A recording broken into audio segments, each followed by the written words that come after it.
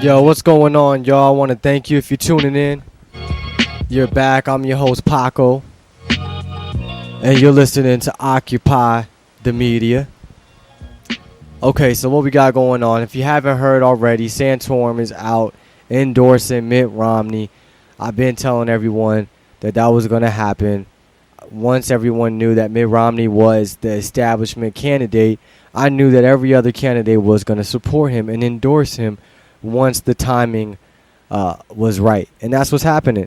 You know, they could say all they want about each other, talk all this trash about each other, and then just totally act like it didn't matter and then come together, all in the name of, you know, doing what's right for the party, getting, you know, rid of Obama. It's ridiculous, man. This party, if you're talking all these things about someone, you need to mean it, you know?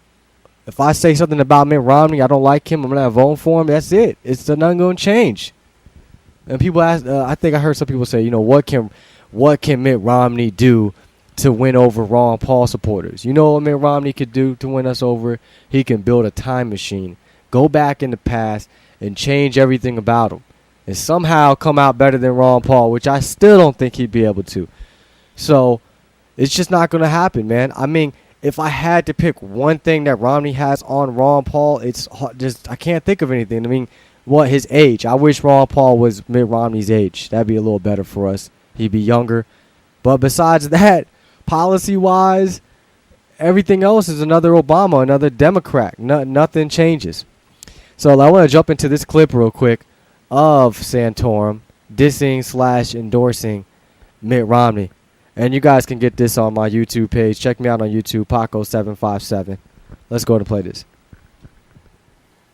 Pick any other Republican in the country.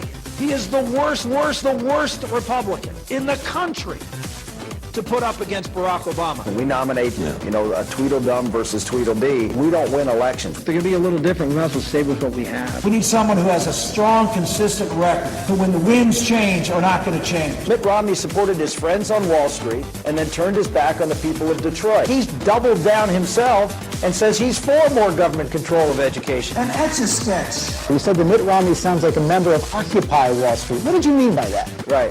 Taxing the top 1%. Governor Romney is uniquely disqualified. All he says was, I'll repeal Obamacare, and in the same breath, advocated that at the federal level. I've heard that line before. Running a business is not the same as being president of the United States. He's not concerned about the very poor. When he was governor of Massachusetts, he forced Catholic hospitals to provide the morning after pill on abortifacient. You just turn it over and shake it, and then you start all over. It's Mitt Romney who has systematically just gone out there and run a negative campaign, has had no positive vision for this country, and spends billionaire dollars to tear down every single opponent that's in his path. Having said all that, if he is the Republican nominee, you'll vote for him. Absolutely.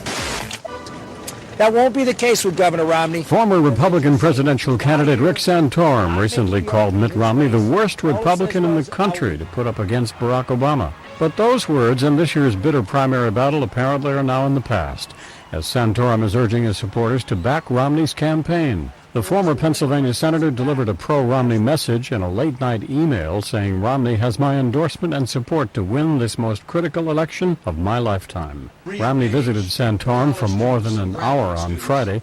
The session covered many of Santorum's concerns about Romney's campaign, especially the sincerity of Romney's vow to repeal the Democratic National Health Care Law, which was modeled on one that Romney signed into law as governor of Massachusetts. Santorum also urged the Romney campaign to bring on some of Santorum's former aides and advisors to give conservatives a bigger voice heading into the fall. Brian Thomas, The Associated Press.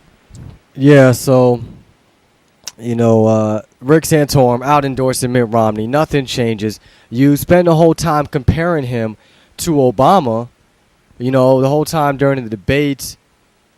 All the stuff, but we just played it. All the stuff that he said about Mitt Romney, but now it's okay, I'm going to endorse him. Why not endorse Ron Paul, the conservative alternative? No, he's not going to do that because he's not a real conservative. He's never been a conservative. I'm tired of people on Fox News and on the news throwing around the word conservative like it's nothing. Like, you can't just call someone conservative because they put that in front of their name. What makes you conservative? And these Republicans are far from it. Like I said it on my last show or other show.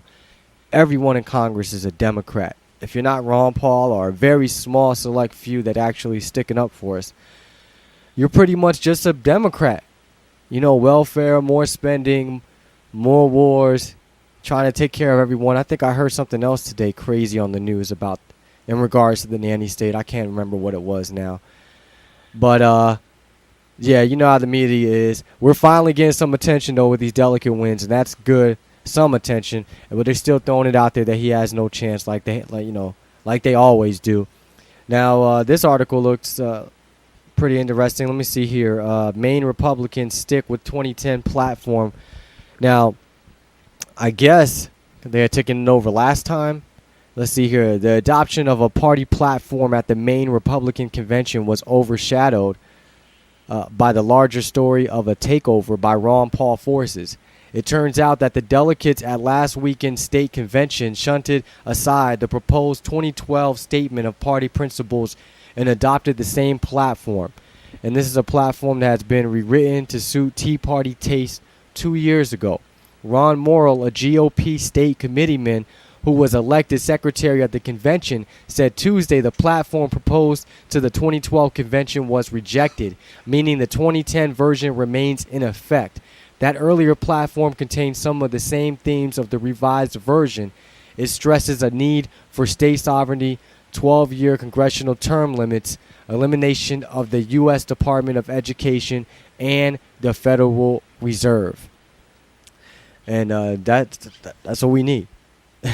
State sovereignty, 12-year term limits, elimination of the Department of Education, and the Federal Reserve. That was what was in, looks like, the earlier platform. So, yeah, the word is everywhere that Ron Paul's taking over Maine. They can't hide that. If I'm not mistaken, they're not binded either, like Nevada is. And then we got this other article. Rupert Murdoch wants to talk to you about Ron Paul. So I guess he's been twittering about Ron Paul. Let's see here. Prolific Twitter and Fox media mogul Rupert Murdoch is reading a book about Ron Paul, and he would like to discuss it with his fellow social media enthusiasts. Just reading new book on Ron Paul. Fascinating. Ron sure model of consistency. Right or wrong, any tweeters wish to debate, Mr. Murdoch wrote on his Twitter page a few minutes ago. So far, Mr. Murdoch hasn't engaged in any Paul-related discussion yet. I mean, this dude is like a poster child of what's wrong when it comes to the media. You know, like, how could you be for Ron Paul? Your media outlets don't show respect to Ron Paul at all and give him any chance. It's ridiculous. He's a clown. Anyways, we'll be back after the break. I'm your host, Paco. You're listening to Occupy the Media. Yeah.